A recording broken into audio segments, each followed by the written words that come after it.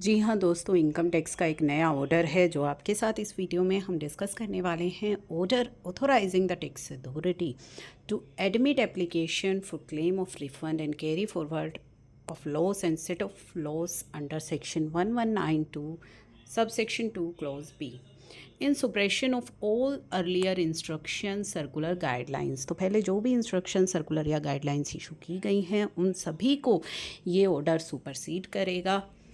जो भी इशू की गई थी from time to time to deal with the application for condonation of delay in filing returns.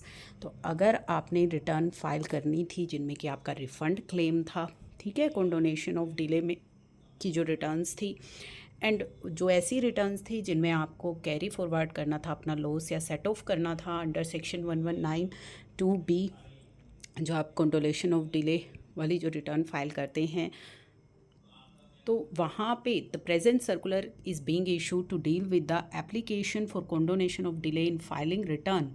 तो उन सभी एप्लीकेशंस के लिए ये ऑर्डर इशू किया गया है जो कि आपकी जो एप्लीकेशंस हैं जो आप फाइल करना चाहते हैं अपनी रिटर्न जिनमें आपको रिफ़ंड क्लेम है या रिटर्न्स जिनमें आप क्लेम कर रहे हैं carry forward of loss and set off loss containing guidelines on the condition for condonation and procedure जो आप फॉलो किया जाएगा।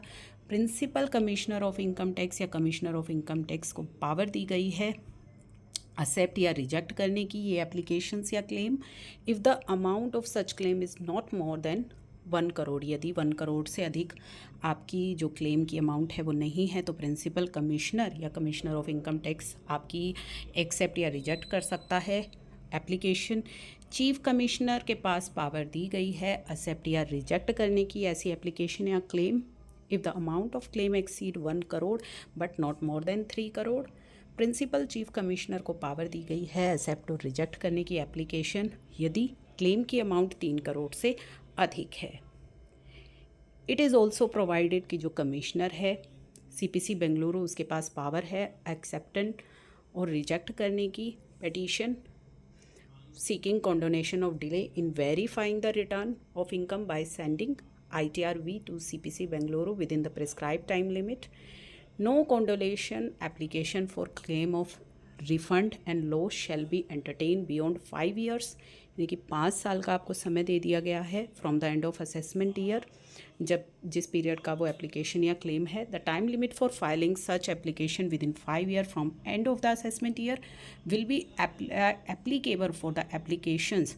तो ये जो 5 साल का टाइम पीरियड दिया गया है ये किन एप्लीकेशंस के लिए वैलिड रहेगा? जो एप्लीकेशन आपने फाइल करी है 1 अक्टूबर 2024 के बाद।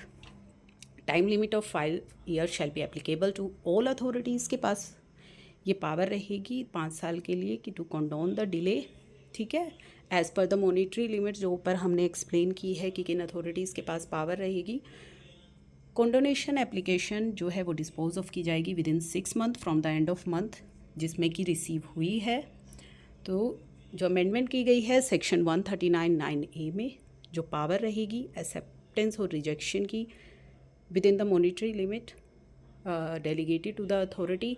तो कंडीशन क्या है? At the time of considering the application तो इंश्योर करेगा जो भी अथॉरिटी है कि SSC was prevented by reasonable cause था उसके पास रिटर्न फाइल करने का विद इन ड्यू डेट और जेन्युइन हार्डशिप का केस है।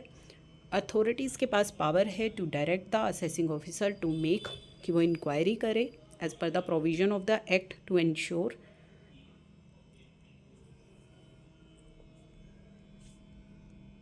इन केस रिफ़ंड क्लेम जो है वो कोर्ट ऑर्डर की वजह से है तो पीरियड जो है जो पेंडिंग था कोर्ट पे वो इग्नोर किया जाएगा इस 5 ईयर्स की लिमिट के लिए। बिलेटेड एप्लीकेशन जो रहेगी रिफ़ंड की can be admitted for condonation provided other condition जो है वो फुलफ़िल हो।